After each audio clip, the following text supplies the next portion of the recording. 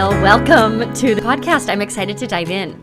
Thanks, Dallas. It's great to be here. I'm so excited to be talking with you today. This is going to be fun because a lot of times the volunteers on the show are actually members, and you and I just met like 11 minutes ago. So this is going to be really fun for me.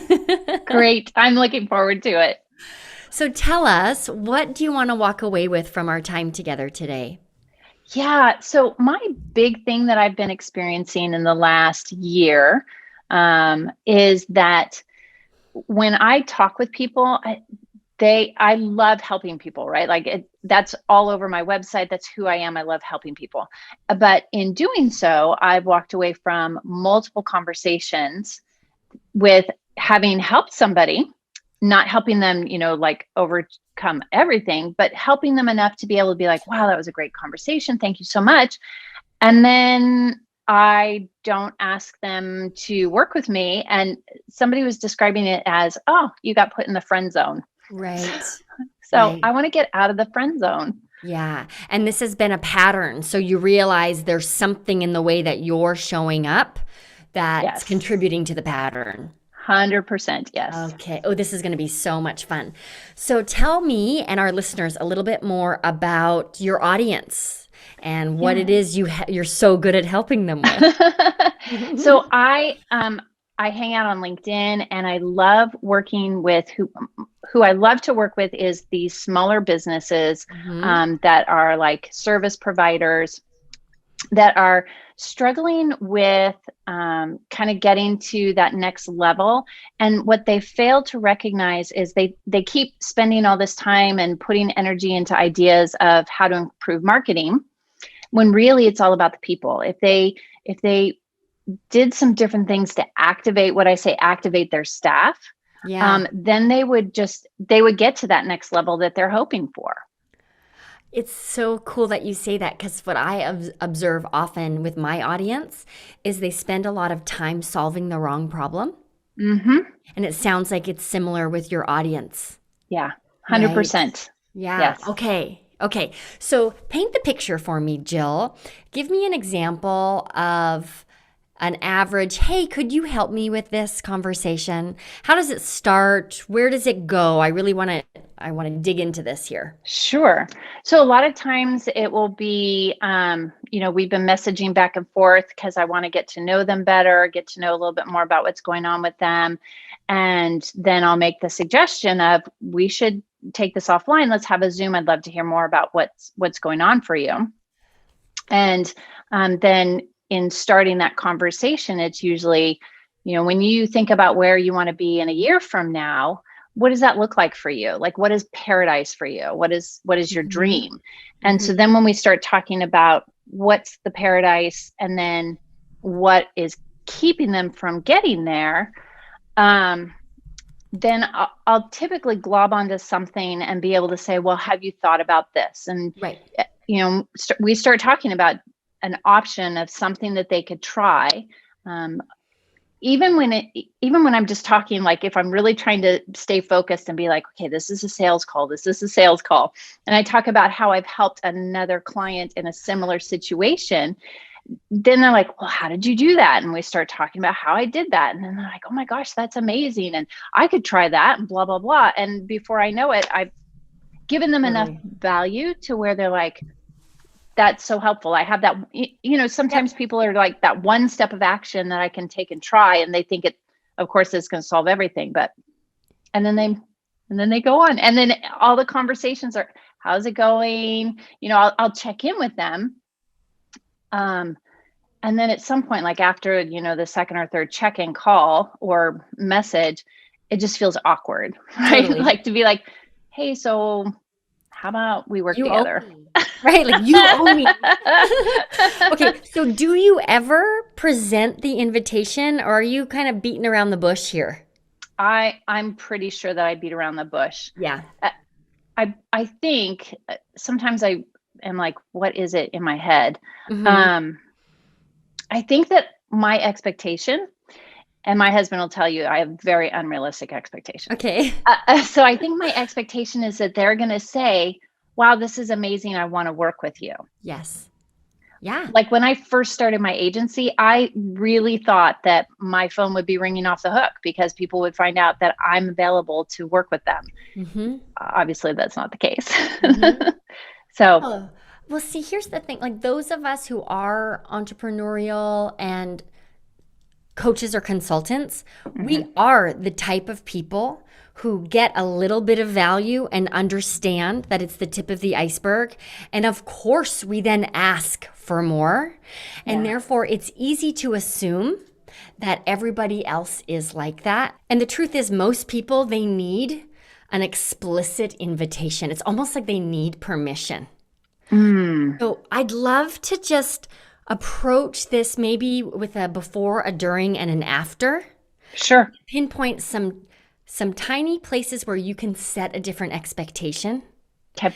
and therefore force yourself to actually present the invitation instead of just imply the invitation. Yeah, that's so good. I'm Because taking massive notes. it should be obvious and it's not, Yeah. right? Okay. Yeah. So the first thing, and I'm going to tell you a little story to illustrate this point. So in a past life, my very first business was a marketing service for actors. I helped actors find representation. My office was in West Los Angeles, not the most convenient place for people to get to, especially actors. A lot of them lived in the valley, and they had to schlep to West LA. Yeah. At the time, I had interns working for me. It was just this like cute little boutique thing I had going on. Anyhow, I remember one day I had, I don't know, 3 or 4 consults in a row, and my intern was in the room doing work. At the end of these 3 consults, she turned to me. Her name was Dina, and she said, "Wow, I've never seen someone who was such a good salesperson." She was in awe at my, air quotes here, selling abilities. And I was floored. I couldn't believe that she thought I was selling. It had never occurred to me that I was selling anything. And here's why. I assumed the yes. So this is your first step. It's just right now, you're also making an assumption when someone reaches out to say, "Hey, could you help me with this?" That assumption is, okay, they need a little help. Right. Now we're just going to change that to, "Oh, great, they're interested in hiring me." Okay. Your energy will be different. In my mind, I honestly felt like, who on earth is going to drive all the way from Studio City to West Los Angeles to find out if they want to hire me? I honestly thought they already knew that they Sure. wanted in, or they wouldn't bother to come, Right. right? And so Yes. like presenting the invitation was just so natural or weird not to, if we all know that they're there to get the thing I'm offering, right? So play the game of Okay. conscientiously assuming the yes. Okay. That's a pretty fun one. Yes. Now, the other thing, and let's come up with good language for you around this. Mm-hmm. We need to set the intention before or as part of the agreement about hopping on Zoom, Okay. right? So it sounds like, correct me if I'm wrong here, but my understanding, Jill, is there's a connection on LinkedIn. Someone asks you a question. There's a bit of back and forth on LinkedIn. And then you say, "Hey, we should hop on Zoom and take this further." Is that all accurate? Yep. Great. So I wonder if the language, I'm going to give it the first try and then I want you to make it your own. All right? Okay. Yep. I wonder if the language would be something like, "I help my clients with this all the time. So let's hop on Zoom to talk this through and talk about whether or not you should become a client. Or talk about whether or not it makes the most sense for you to hire me." Okay. So what would your version of that be? Let's talk this through. I'm thinking, as my neighbor is also starting to nail pictures on her wall. Just to loop our listeners in, Jill and I had to take a break because my daughter came home from school and there were barking dogs and screaming kids and bashing downstairs. So we're just getting all the distractions today. I help my clients with this all the time. Let's take the time to talk this through to see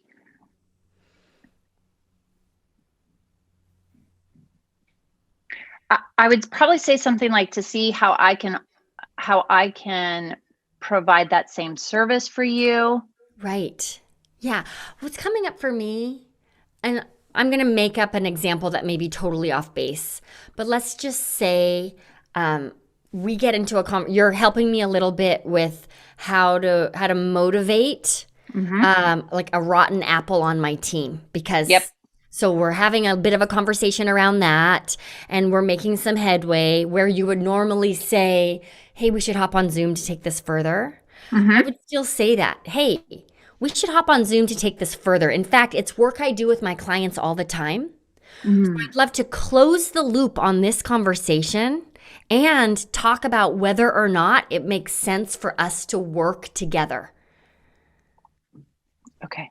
That way it's not like totally this bait and switch where you're like, okay, now we're going to hop on Zoom and I'm going to sell to you. It's like, great, let's hop on Zoom so we can close the loop on this piece and then also talk about whether or not it makes sense for me to bring you on as an ongoing client or for you to hire me to XYZ. That is so good. Oh my gosh. You will so good. You will get fewer people responding. Okay? Like people are going to start ghosting a little bit and that's fine. Sure. Yeah. Right? But now the people who say yes, they know really what they're saying yes to. But the best part is, guess who now has to talk about getting hired? You. Yeah. Yeah. Because then it makes sense. Because I've said, like, they're expecting that. It's a part of their expectation of the conversation. Yes. Is that I am going to be talking about that. Yeah. And in fact, skipping that step now becomes a disservice. Okay. Right. Instead of like, ooh, should I make the move? Like, is today the day that I make the move? Right? Yeah. Cool. Okay. So we're assuming the yes. No one's going to drive all the way from Studio City. No one's going to log into LinkedIn and respond to you unless they actually want to work with you. Got it? Right. Number 2, we're just setting a different intention for the Zoom call so they expect to talk about working together. Yeah. Great. Number 3, now when you hop on Zoom, so that's the before. Now we're talking about the during. I have to do it again for myself. Otherwise, I'm just going to chicken out. Right? So the doing it again is great. Let's just check in really quickly to make sure we get to everything we want to, right? Over LinkedIn, we talked about this rotten apple on your team. And so I'd love to close the loop on how to XYZ. And then let's talk about whether or not it makes sense for us to actually work together in a more official capacity. Sound good? They will say yes. If they're there, they will say yes to that. Yeah. Okay. Oh, so good. Oh my gosh, that's amazing. Like, I'm so excited. I can't wait. I can't wait to get it on LinkedIn. Yay. That's so amazing. Cool. That's great. Yeah. Now, for anyone, let's take a step back and loop our listeners in for a second because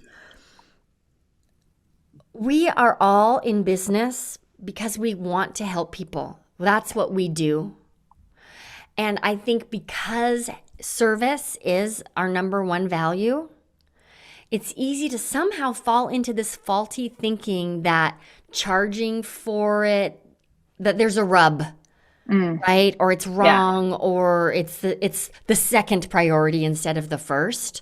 What I have come to learn the hard way is not charging is such a massive disservice. Because people, you said it, people think they got everything from you. When, are you kidding me? Yeah. Right? You gave them just enough to make them dangerous. Exactly. Right? So if what you love is helping people, we all have to get behind the truth that is a little bit of help is actually harm. Right. The way we really make change is when people invest in their own transformation. Yes. Yeah. Right. And if you have a problem charging for that, donate all of the money to your favorite cause. Yeah. No, Right? I don't have a problem with Good. that. I'm not Good. one of those people. Yeah. Good. All right. So you and I have hopped on Zoom. You've set the intention. Now we get to close the loop. Yeah. Right? So this is where things require a little more practice. And maybe not for you, but I think it's really valuable to plant seeds about other clients when you're speaking, when you're troubleshooting, as often as it makes sense to reference other clients. Do that. But then when people say, oh, how? Tell me how they did that. Yeah. What I recommend is answering in your own version of this. Oh, that's a bigger conversation, right? Or like, oh, that process took a while to unfold, right? Okay. So I don't want to just give you a bit to make you dangerous, right? Like I don't want to create confusion, but a good place to get started would be to think about X, Y, and Z. Right. So the framework of that is like, I'm not just going to dangle a carrot and then withhold, but it's like, let me explain like, oh, that's like, that actually took a couple of months to work out, right? Or that really involves a lot of inner exploration, but let me get you started with this tangible tip. Right. And people then it's just a very clear and conscious way to remind them of the boundary. Yeah. Yeah. Oh, boundary. That's such a great word, right? Like that's what hasn't been said is there is no boundary of what I'll do of the conversation. Yep. And yet if there is that boundary, then it's, that's a different conversation. Yeah. Oh, Yeah. So good. And you'll find your own favorite way to say that. And it'll be clunky a couple of times before you really get it. Yeah. But you'll find your own version of that. It's like, oh, that's such a good question. That's actually a really big conversation. But let me get you started with this. Yeah. Okay. Oh, that's great. That's amazing. Great. Oh my goodness. So then transitioning to the invitation. Right. Where do you feel stuck or confused or shy around that?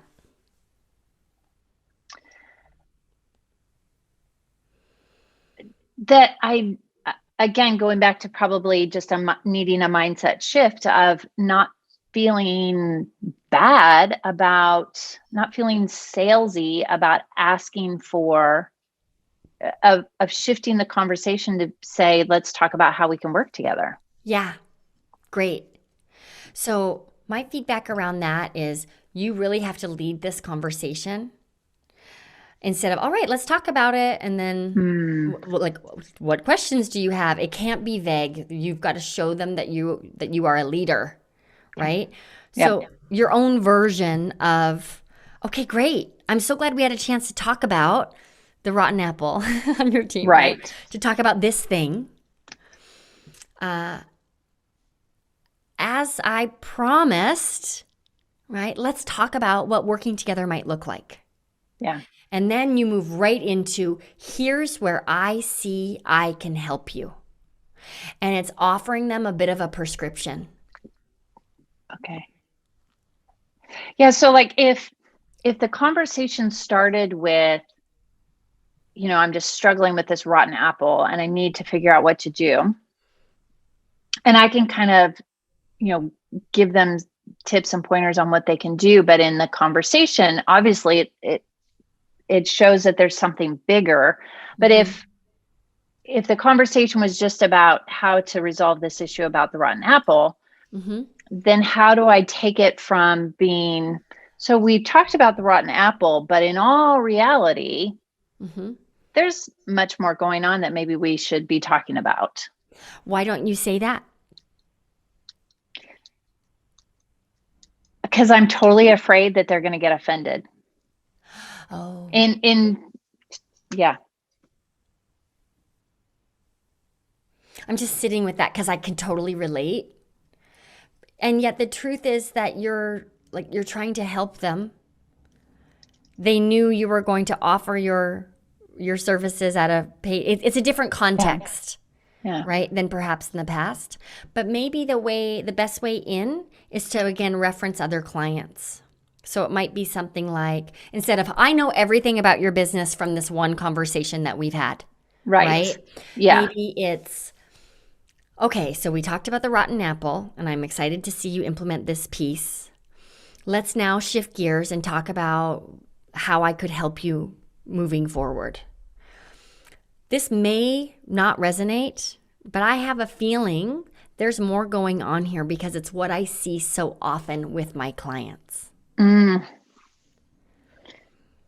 Right? And then like blaming it on another client. Sure. Yeah. I Right? get that. Instead of saying like, you're probably making this mistake as a leader and you don't have an onboarding process and like all of these, Right. You're not leveraging your team. Just like, Yes. this is what I see happening with other clients. Okay. And so what I've been able to help them do is A, B, and C, which has allowed them to X, Y, and Z. Right. And I really think we could do the same for your business.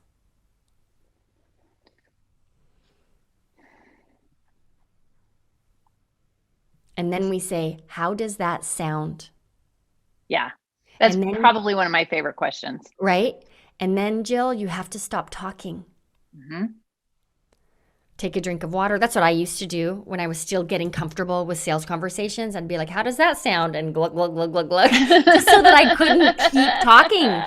Because what we have, I think for those of us who love serving, it's easy to forget the importance of tension, right? If I don't feel at least a little bit uncomfortable, I am not going to change. I promise you. Right. Right. So when we present an invitation to hire you, the client has to feel tension or they won't say yes to changing. But we feel their tension and want to relieve the tension, right? Yes, It's so freaking exactly. uncomfortable. Yes. Yeah. Yeah. Like, let me keep talking so I can Yeah. keep fixing your problems so that, oh, by the time we're done, you don't have to pay me. Yeah, so that you Yeah. can feel too full. Yeah. Yeah. So just like forcing yourself to stop talking, right? How does that sound? And then like shove a cookie in your mouth or right? Whatever you need to do to let them be in their own, in the necessary tension. Yeah. So tension and pressure are two different things, right? Tension comes Right. from inside of me. Mm-hmm. Pressure comes from outside. So you're not putting pressure on them, but you're letting No. them feel the tension that comes with a decision. Yeah. Great. Oh, that is amazing. Thank you so much. Oh my gosh. And I hope that I'm not the only person who has this issue because this is so amazing. Like that just totally shifts everything. The idea of having those conversations and not having to think through like, oh my gosh, how am I going to get them to want to work with me? It just, the expectation that we're going to even talk about that. Yes. Like that, it may very well be that I don't have as many conversations, but I'm kind of okay with that. Mhm. Like I would rather have conversations that are going to end with the possibility of it becoming a client. Oh, 100%. Because this Yeah. starts to eat away at your confidence. I don't know if you're there yet, but boy, if you're having all of these discovery sessions, which is what you're doing, even though you're not really presenting an offer and no one Right. hires you, like talk about beginning to ask the existential questions of, am I even good enough for this? Do people even want this? What have I gotten myself into? Yeah. So, Yeah. The question is, am I really offering anything of value? Because people love having conversation with me. They say that it's been helpful, but then nobody's wanting to hire me. So yeah. maybe I'm not thinking that I have anything of value to offer. Right. When in fact, for most of us, it's because we actually haven't made an offer. Yeah. We've implied one, maybe. Yeah. Right. So we got to, like, whoever your friend was who said this, we got to get you have to step out of the friend zone. No one Yeah. else is going to pull you out of it. You've got to step out of the Right. friend zone. Yeah. Oh, Dallas, this is amazing. Thank you Yay. so much. Oh, you're so welcome. So will you try this out this week and let me know how it goes? Yes. Cool. 100%. Yeah. Great. Yes.